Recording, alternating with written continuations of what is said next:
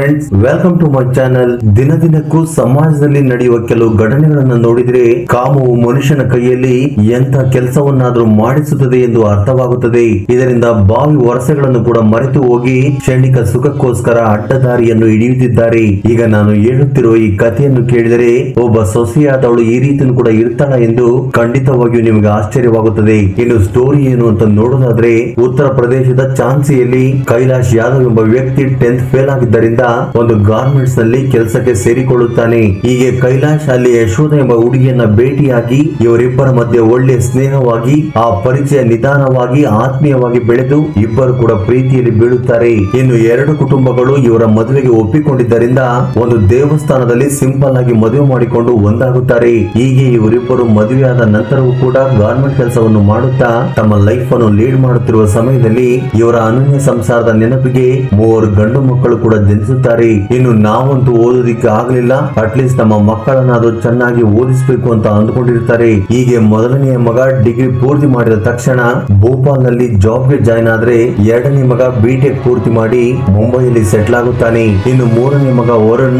B pharmacy complete ಮಾಡಿ ಝಾನ್ಸಿಯಲ್ಲಿಯೇ ಉದ್ಯೋಗ ಮಾಡುತ್ತಿರುತ್ತಾನೆ. ಇದು ಹೀಗಿರುವಾಗ ಯಶೋಧಗೆ ಕ್ಯಾನ್ಸರ್ ಬಂದಿದ್ದರಿಂದ ನಾನು ಸಾಯೋದಕ್ಕಿಂತ ಮುಂಚೆ ನನ್ನ ಮಕ್ಕಳ ಮದುವೆ ನೋಡ್ಬೇಕು ಅಂತೇಳಿ ಮೊದಲನೇ ಮಗ ಕೈಲಾಶ್ ಮತ್ತು ಎರಡನೇ ಮಗನಿಗೆ ಮದುವೆ ಮಾಡುತ್ತಾರೆ. ಹೀಗೆ ತನ್ನ ಮಕ್ಕಳಿಗೆ ಮದುವೆ ಮಾಡಿದ 6 ತಿಂಗಳಲ್ಲಿ ಯಶೋಧ ಸತ್ತು ಹೋಗಿದ್ದರಿಂದ ಕೈಲಾಶ್ 45 ವರ್ಷಕ್ಕೆ ಒಂಟಿಯಾಗುತ್ತಾನೆ. ಆ ನಂತರ ವರುಣ್ ತನ್ನ ತಂದೆಯನ್ನು ಹತ್ತಿರವಿದ್ದುಕೊಂಡೇ ನೋಡಿಕೊಳ್ಳುತ್ತಾ ಯಾವಾಗಲೂ ಮನೆಯಲ್ಲೇ ಇರುತ್ತಿದ್ದನು. ಇದು ಹೀಗಿರುವಾಗ ಒಂದು ಸಾರಿ ವರುಣ್ ತನ್ನ ಫ್ರೆಂಡ್ ಮದುವೆಗೆ ಹೋದಾಗ ಅಲ್ಲಿ ಪೂಜಾ ಎಂಬ ಹುಡುಗಿಯನ್ನ ಭೇಟಿಯಾಗುವುದು, ಅಲ್ಲಿ ಇವರಿಬ್ಬರಿಗೂ ಒಳ್ಳೆಯ ಪರಿಚಯವಾಗಿ ಆ ಪರಿಚಯ ನಿಧಾನವಾಗಿ ಆತ್ಮೀಯವಾಗಿ ಇವರಿಬ್ಬರು ಪ್ರೀತಿಯಲ್ಲಿ ಬೀಳುತ್ತಾರೆ. ಇನ್ನು ಪೂಜಾಗೆ ಚಿಕ್ಕಂದಿನಿಂದಲೂ ತಂದೆ ತಾಯಿ ಇಲ್ಲದಿರುವ ಕಾರಣ ಅಜ್ಜಿಯ ಮನೆಯಲ್ಲಿ ಬೆಳೆದಿದ್ದರಿಂದ ಈ ವಿಷಯವನ್ನು ತಿಳಿದುಕೊಂಡ ವರುಣ್ ಆಕೆಯನ್ನು ಮದುವೆ ಮಾಡಿಕೊಳ್ಳಬೇಕೆಂದುಕೊಳ್ಳುತ್ತಾನೆ. ಇದೇ ವಿಷಯವನ್ನ ವರುಣ್ ತನ್ನ ತಂದೆಗೆ ಹೇಳಿದಾಗ ಅದಕ್ಕೆ ಆತನು ಯಾವುದೇ ರೀತಿಯ ಅಭ್ಯಂತರವಿಲ್ಲದೆ ಇವರಿಬ್ಬರಿಗೂ ಮದುವೆ ಮಾಡಿಸುತ್ತಾನೆ. ಆ ನಂತರ ವರುಣ್ ಪೂಜಾ ಝಾನ್ಸಿಯಲ್ಲೇ ಇರುತ್ತಾ ಕೈಲಾಶ್ಗೆ ಯಾವುದೇ ರೀತಿಯ ಕೊರತೆ ಇಲ್ಲದಂತೆ ನೋಡಿಕೊಳ್ಳುತ್ತಿದ್ದರು. ಇನ್ನು ಈ ಸಂದರ್ಭದಲ್ಲಿಯೇ ಪೂಜಾ ಪ್ರೆಗ್ನೆಂಟ್ ಆಗಿದ್ದರಿಂದ ವರುಣ್ ಸಂತೋಷಕ್ಕೆ ಮಿತಿನೇ ಇಲ್ಲದೆ ಹೋಗುತ್ತದೆ. ಇನ್ನು ಪೂಜಾಗೆ 7 ತಿಂಗಳು ತುಂಬಿರುವಾಗ ವರುಣ್ ಆಫೀಸ್ ನಿಂದ ಮನೆಗೆ ಬರುತ್ತಿರುವಾಗ ಆತನ ಬೈಕ್ಗೆ ಆಕ್ಸಿಡೆಂಟ್ ಆಗಿ ಸ್ಪಾಟಲ್ಲೇ ಸತ್ತು ಹೋಗುತ್ತಾನೆ. ಈ ವಿಷಯವನ್ನು ತಿಳಿದ ಪೂಜಾಗೆ ಆಕಾಶವು ಬಂದು ತಲೆ ಮೇಲೆ ಬಿದ್ದ ಹಾಗೆ ಆಗುತ್ತದೆ. ಈ ಸಂದರ್ಭದಲ್ಲಿಯೇ ಪೂಜಾ ಒಂದು ಹೆಣ್ಣು ಮಗುವಿಗೆ ಜನ್ಮ ನೀಡಿದಾಗ ಕುಟುಂಬ ಪೋಷಣೆಗಾಗಿ ಮತ್ತೆ ಕೈಲಾಶ್ ಫ್ಯಾಕ್ಟರಿಗೆ ವಾಚ್ಮ್ಯಾನ್ ಕೆಲಸಕ್ಕೆ ಸೇರಬೇಕಾಗುತ್ತದೆ. ಹೀಗೆ ದಿನ ಕಳೆದಂತೆ ಸೊಸೆ ಮನೆಯಲ್ಲಿ ಇರುತ್ತಾ ತನ್ನ ಮಗುವಿನೊಂದಿಗೆ ಒಂಟಿಯಾಗಿರುತ್ತಾ ಯಾವಾಗಲೂ ದುಃಖ ಪಡುತ್ತಿರುವುದನ್ನು ನೋಡಿದ ಕೈಲಾಶ್ ಏನು ಮಾಡಲಾಗದ ಪರಿಸ್ಥಿತಿಯಲ್ಲಿ ನೋವನ್ನು ಅನುಭವಿಸುತ್ತಾನೆ. ಇದರಿಂದ ತನ್ನ ಸೊಸೆಗೆ 2ನೇ ಮದುವೆ ಮಾಡಿದರೆ ಆಕೆಯ ಜೀವನ ಸರಿ ಹೋಗುತ್ತದೆ ಎಂದು ಪೂಜಾಳನ್ನ ಕೇಳಿದಾಗ ಪೂಜಾ ಮೊದಲಿಗೆ ಒಪ್ಪಿಕೊಳ್ಳದೆ ಇದ್ರು ಆಕೆಗೆ ವಯಸ್ಸು 25 ವರ್ಷವಾಗಿದ್ದರಿಂದ ತನ್ನ ಮಾವನಿ ಪೂಜಳಿಗೆ 2ನೇ ಮದುವೆ ಮಾಡಿಕೊ ಎಂದು ಬಲವಂತವಾಗಿ ಒಪ್ಪಿಸುತ್ತಾರೆ. ಹೀಗೆ ಕೈಲಾಶ್ ಬ್ರೋಕರ್ ಮೂಲಕ ಅಜಯ್ ಎಂಬ ವ್ಯಕ್ತಿಯ ಬಗ್ಗೆ ತಿಳಿದುಕೊಂಡಾಗ ಆತನಿಗೆ ಈಗಾಗಲೇ ಮದುವೆಯಾಗಿ ಹೆಂಡತಿ ಬಿಟ್ಟು ಹೋಗಿದ್ದಾಳೆಂದು ತಿಳಿದುಕೊಂಡು ಆತನು 2ನೇ ಮದುವೆ ಮಾಡಿಕೊಳ್ಳುವುದಕ್ಕೆ ಹುಡುಗಿಯನ್ನು ಹುಡುಕುತ್ತಿದ್ದಾನೆ ಎಂದು ಗೊತ್ತಾಗಿ ಕೈಲಾಶ್ ಅಜಯ್ನನ್ನು ಭೇಟಿಯಾಗಿ ತನ್ನ ಸೊಸೆ ಪೂಜಾ ಬಗ್ಗೆ ಹೇಳಿದಾಗ ಅಜಯ್ ಕೂಡ ಆಕೆಯನ್ನು ಮದುವೆ ಮಾಡಿಕೊಳ್ಳುವುದಕ್ಕೆ ಒಪ್ಪಿಕೊಳ್ಳುತ್ತಾನೆ.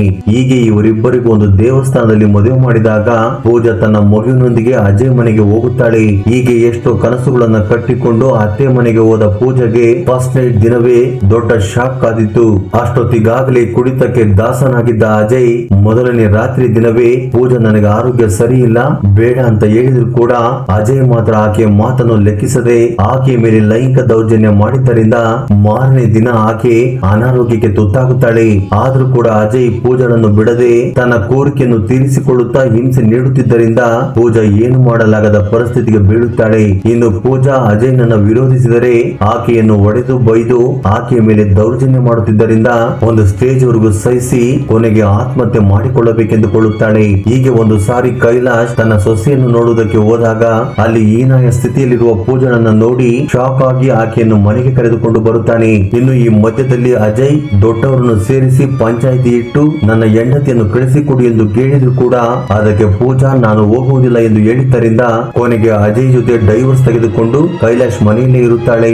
ಇದು ಹೀಗಿರುವಾಗ 50 ವರ್ಷದ ಕೈಲಾಶ್ಗೆ ವಯಸ್ಸಾಗುತ್ತಿದ್ದರಿಂದ ಆತನ ಸ್ನೇಹಿತರು 2ನೇ ಮದುವೆ ಮಾಡಿಕೋ ಆಗಲೇ ಲೈಫ್ ಚೆನ್ನಾಗಿರುವುದು ಅಂತ ಹೇಳಿದ್ರು ಕೂಡ ಕೈಲಾಶ್ ಮಾತ್ರ ಅದರ ಬಗ್ಗೆ ತಲೆ ಕೆಡಿಸಿಕೊಳ್ಳುತ್ತಿರಲಿಲ್ಲ.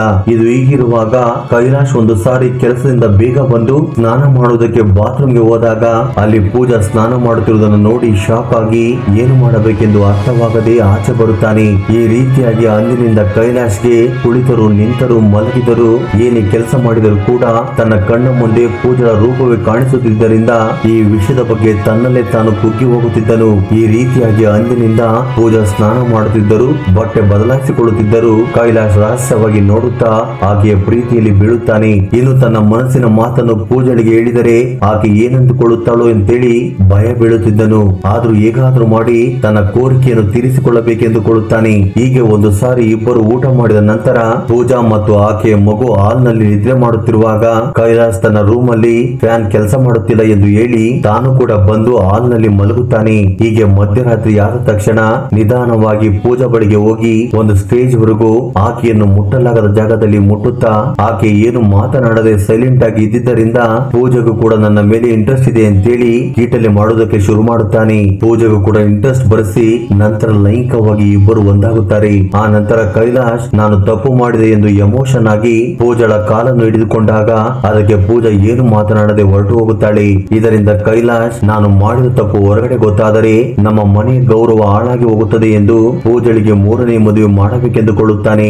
ಅಷ್ಟೊತ್ತಿಗಾಗಲೇ ತನ್ನ ಮಾವ ತನಗೆ ತೋರಿಸುವ ಪ್ರೀತಿಗೆ ಇಂಪ್ರೆಸ್ ಆಗಿರುವ ಪೂಜಾ ರಾತ್ರಿ ಆದ್ರೆ ಸಾಕು ತನ್ನ ಮಾವನ ರೂಮ್ಗೆ ಹೋಗಿ ರಾತ್ರಿ ಎಲ್ಲ ಏಕಾಂತವಾಗಿ ಕಳೆಯುತ್ತಿದ್ದಳು. ಹೀಗೆ ಒಂದು ಸ್ಟೇಜ್ ವರೆಗೂ ಇಬ್ಬರು ಗಂಡ ಹೆಂಡತಿಯರ ರೀತಿ ಬೈಕ್ ಮೇಲೆ ಹೋಗುವುದನ್ನು ನೋಡಿ ತುಂಬಾ ಮಂದಿ ಊರಿನವರು ಇವರ ಬಗ್ಗೆ ತಪ್ಪಾಗಿ ಮಾತನಾಡಿಕೊಳ್ಳುವುದಕ್ಕೆ ಶುರು ಮಾಡುತ್ತಾರೆ.